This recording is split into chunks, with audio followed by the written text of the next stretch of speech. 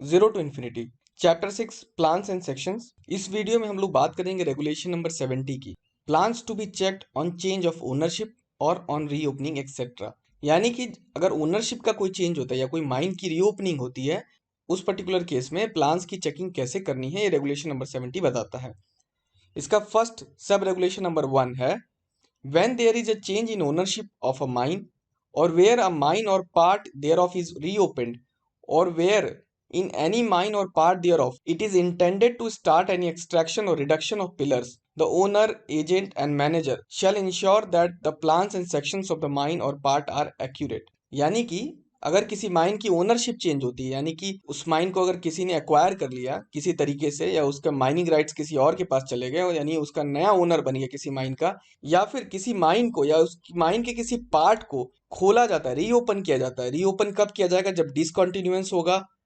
Abandonment होगा या closure होगा। इन तीनों में से अगर कुछ होगा, अगर उसको रीओपन किया जाता है, ठीक है, इन तीनों प्रोसेस में से अगर कुछ भी हुआ हुआ उसके बाद अगर रीओपन किया जाता है। और अब तीसरी बात बोल रहे हैं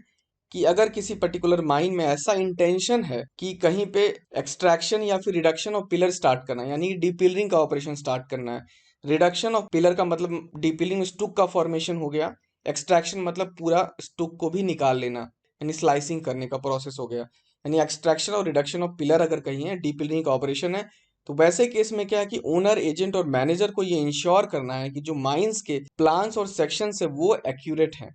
वो उनको इंश्योर करना है। अब नेक्स्ट इसमें एक कंडीशन दी है,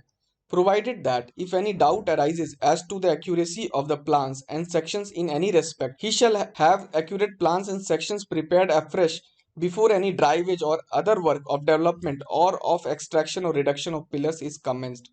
यानी कि अगर ऐसा कोई डाउट आता है कि जो प्लान और सेक्शन हैं वो सही नहीं है या उन एक्यूरेसी उनकी कॉम्प्रोमाइज है किसी भी तरीके से,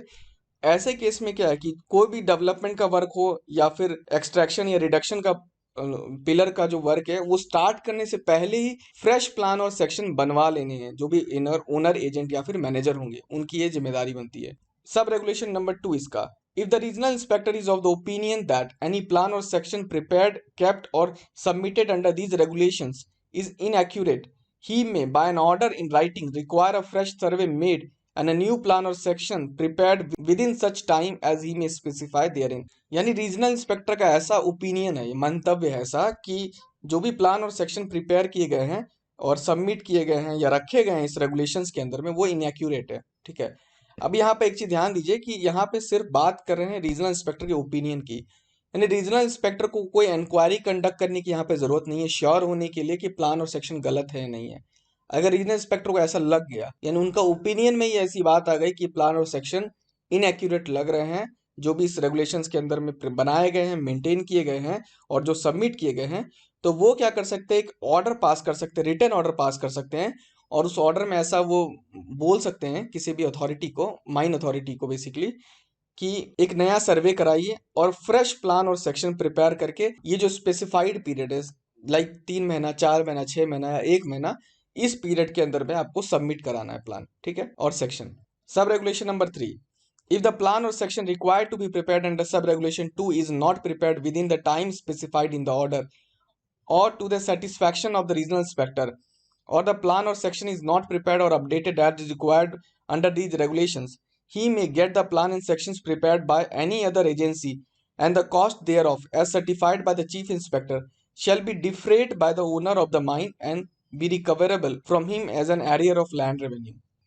इंटरप्रिटेशन इसका ये है कि सब रेगुलेशन 2 के अंदर में ऑर्डर कर दिया रीजनल इंस्पेक्टर ने कि फ्रेश प्लान बनवाइए सर्वे करवा के और इस पर्टिकुलर टाइम के अंदर कराइए। तो अब ऐसा होता है कि जो टाइमलाइन दी गई थी उसके अंदर में प्लान और सेक्शन प्रिपेयर करा करके सबमिट नहीं किए गए, ठीक है, या फिर जो भी सबमिट किए गए उससे वो रीजनल इंस्पेक्टर सेटिस्फाई नहीं हुए, यानी उनकी एक्यूरेसी से या जो भी रीजन हो उससे वो सेटिस्फाई नहीं हुए, या फिर रीजनल इंस्पेक्टर के पास ऐसा कोई ओकेजन उनको एनकाउंटर हो गया कि माइन ओनर, एजेंट या मैनेजर जो हैं, जो रेगुलेशन के अंदर 90 दिनों की बात की गई थी, 90 दिनों के अंदर में वो प्लान अपडेट नहीं करके रख रहे हैं, तो ऐसे केस में क्या है कि रीजनल इंस्पेक्टर कोई एजेंसी को इन्वॉल्व कर सकते हैं वहां पे, और उस एजेंसी को बोल सकते हैं कि आप जाओ सर्वे करो या फिर जो भी करना करो, प्लान और सेक्शन एक्यूरेट हमें प्रिपेयर करके दो, और इसका जो भी कॉस्ट आएगा जो एजेंसी को एंगेज करने में, प्लान और सेक्शन प्रिपेयर कराने में, ये सारा जो है ओनर के द्वारा बियर किया जाएगा, ठीक है। और इस कॉस्ट को क्या है कि चीफ इंस्पेक्टर सर्टिफाई करेंगे कि हाँ, ये इतना ही कॉस्ट हुआ है बेसिकली।